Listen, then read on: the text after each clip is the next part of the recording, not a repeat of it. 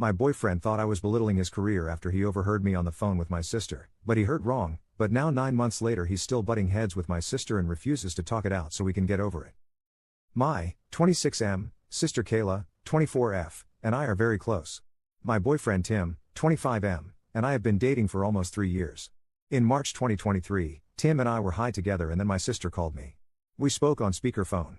She was talking about her job at the plasma donation center and she was venting about how disappointed she was that this is what her degree, biology, amounted to, earning $18 an hour. Tim overheard this, and interpreted that she was making a dig/throwing shade at him, a pharmaceutical tech. I tried telling him over and over that we weren't talking about him, that she's allowed to be disappointed in her job. He dropped it, though it wasn't the most harmonious resolution. That August, Tim and I as well as my brother and sister were all attending a local concert. We weren't all going together, Tim and I had seats together as did my siblings, but since we were all headed to the same place I suggested we could get together beforehand for lunch so he could properly meet my siblings. Tim seemed hesitant, but he agreed. So the 4 of us meet for lunch and it was rough. Tim, who is normally very extroverted and personable with strangers like the Uber driver and cashier, was completely silent during the lunch. My siblings, who are introverted like me, tried their best to make small talk but it was extremely awkward at best. We all went to the concert together and we came back together. Afterwards, Tim said my brother is cool but he was on yellow light with my sister. I asked why, and he said that she said shady comments during the lunch like which one of y'all have the tickets?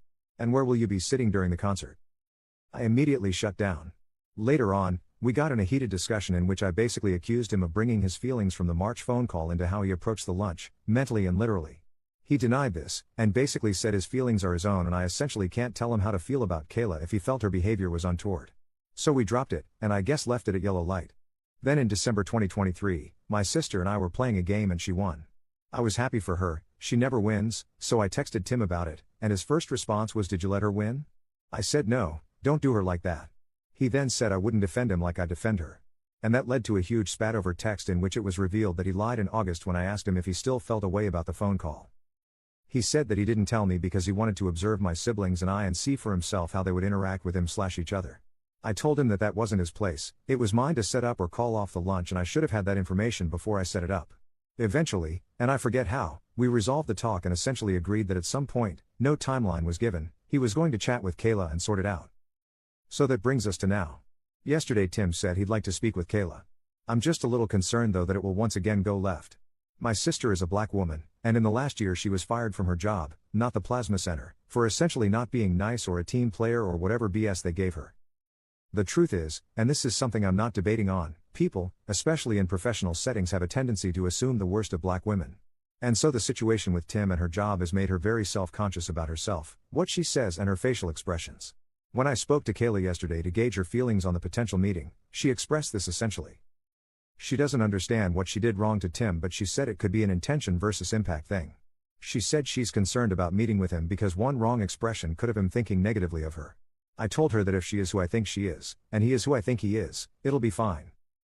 Kayla called me back in tears, saying that by me saying I think I was implying that what Tim and her previous employer were saying could be valid, and I shouldn't be doing that as one of her closest friends. I apologized, and that's where the entire situation is now. Now I'm concerned that their potential sit-down won't be great for her or him. Tim has been quick while venting to me to call lady coworkers he's irritated with batches, and that's something I'd like to call him out on. I say that to say that on some level he does have biases. I'd like him to check his biases, but it's sensitive. I haven't told Tim that Kayla lost her job, or why. I haven't told him how she feels generally about being misconstrued, because I feel like if I tell him he will think I'm trying to shrink his feelings. And to be clear, I don't want to shrink his feelings. I'm unsure of what to do. It just seems like a precarious situation, and it seems like every time I try to fix it it gets worse. I don't feel it should be this stressful reconciling them, and I don't even need them to be friends. But it's been stressful for me. In the lead up to their conversation, what should I convey to each person, if anything? Commenter: dude, honestly, how's any misunderstanding due to your sister? Your BF heard something over a call and completely misunderstood it and carried it into the lunch months after. Then kept being passive aggressive. He shouldn't even talk to your sister because she has no part in this misunderstanding. I don't know how you can't see that. Your BF is petty, dumb and just trying to stir up drama where there's literally nothing. Don't set up meeting. You are totally validating your BF's insane behavior at this point. Like, just read your post again and let me know where your sister had a part in an entire situation with your BF. And dump him. Update. Well, I want to thank everyone who contributed their thoughts to my initial thread. Tough words, but I needed to read them, lots of wisdom that I recognized as such at the time but did not fully accept. I told Tim about my concerns with my sister. It did not go well, we ended up arguing for at least 8 hours. This culminated in him finally speaking over phone with my sister, and I was present. Suffice to say, that conversation, and the hour-long follow-up the next day, also did not go well.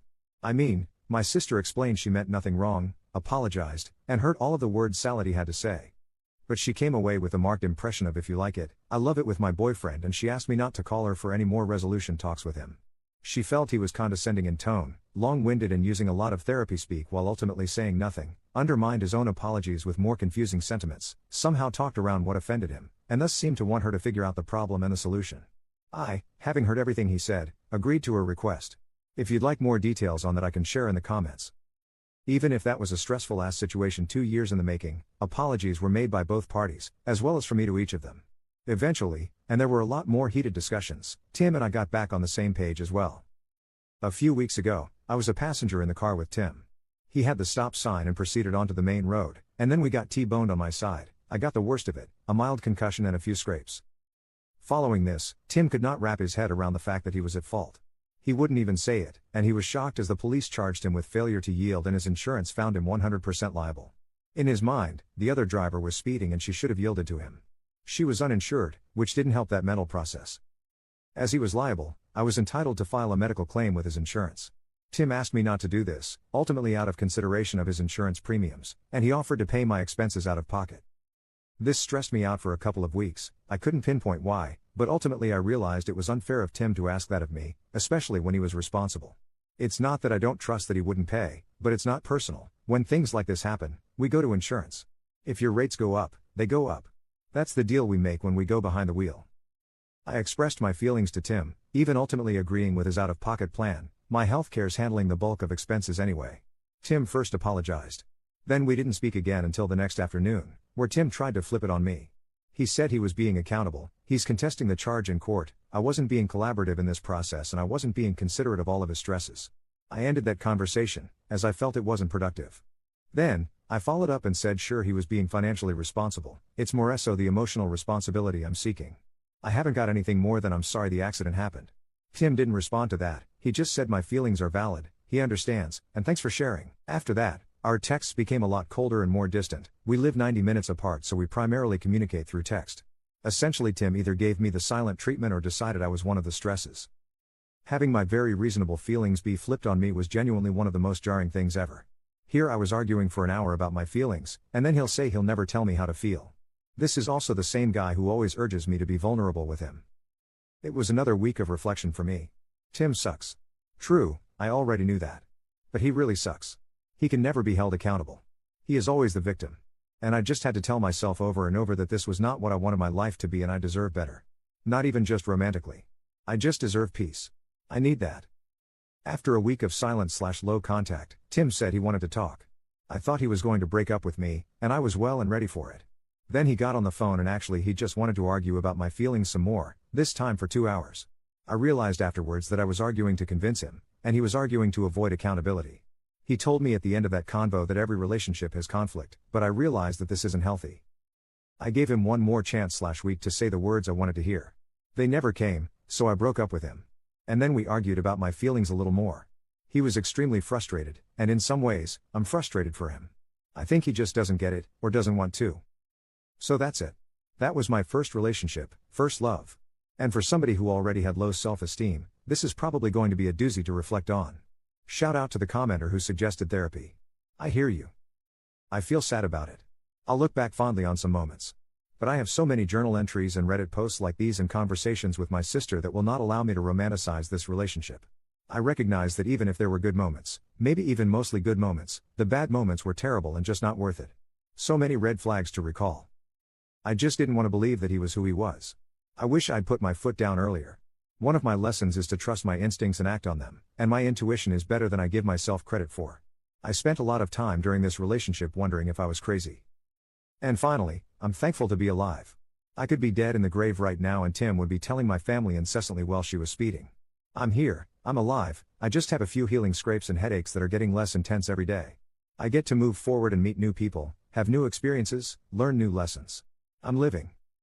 Commenter. I'm so glad you left him, up. I wish you speedy healing, both physically and emotionally/mentally. You deserve so much better.